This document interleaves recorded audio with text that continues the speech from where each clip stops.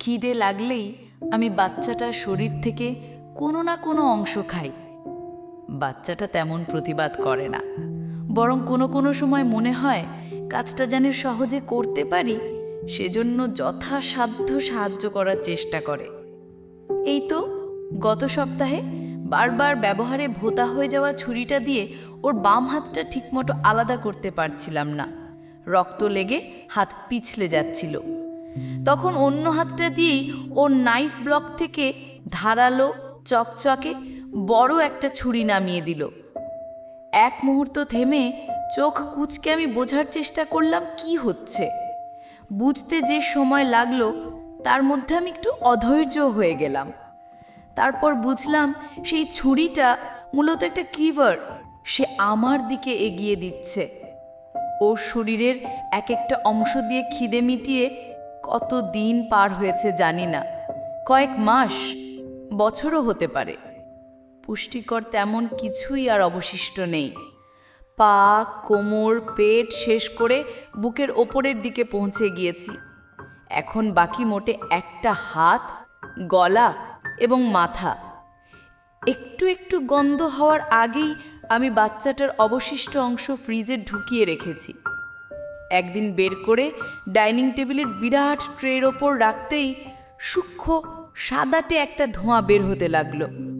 খেয়াল করলাম চামড়াটা মসৃণতা হারাচ্ছে আর চোখের সাদা অংশটাও কালো হতে শুরু করেছে।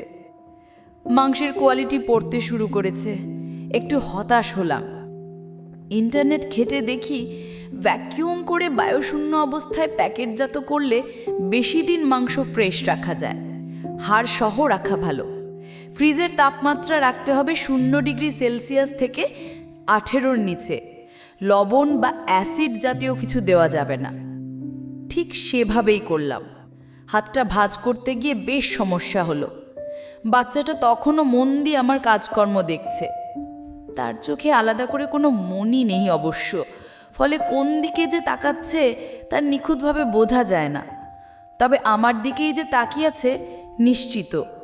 কাঁপা কাঁপা ভাবে মাথাটা আমার গতিবিধির দিকে সরে যাওয়া দেখে বোঝা যায়। প্যাকেট করার পর ফ্রিজে রেখে দরজা আটকাতেই একটা স্বস্তি নেমে এলো মনে। বড়সড় একটা প্রস্তুতি শেষ।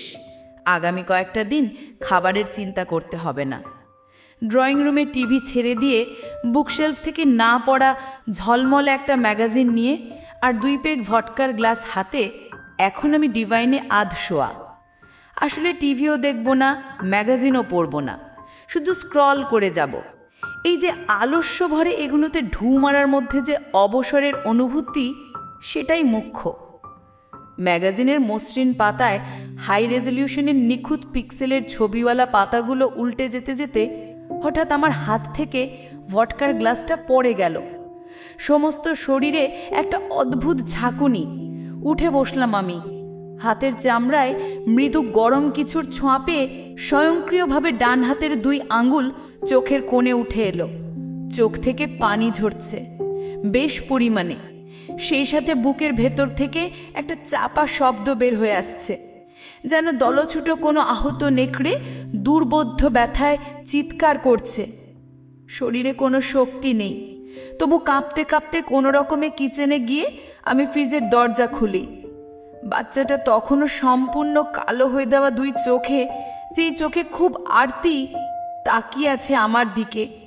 আর একটি মাত্র হাতের জড়তা ধীরে ধীরে কাটিয়ে সেটাকে আমার দিকে উঠিয়ে কিছু একটা বলার চেষ্টা করছে। পুরো স্বচ্ছ প্লাস্টিকের প্যাকেটটা খোলার সাথে বাচ্চাটা আমার নরম চুলে এক হাত বুলিয়ে সান্ত্বনা দেওয়ার চেষ্টা করলো। বোঝা যায় কি যায় না এমন অস্ফুট কিন্তু মায়াবী স্বরে বলল, কেঁদো না মা, কেঁদো না, প্লিজ কেঁদো না।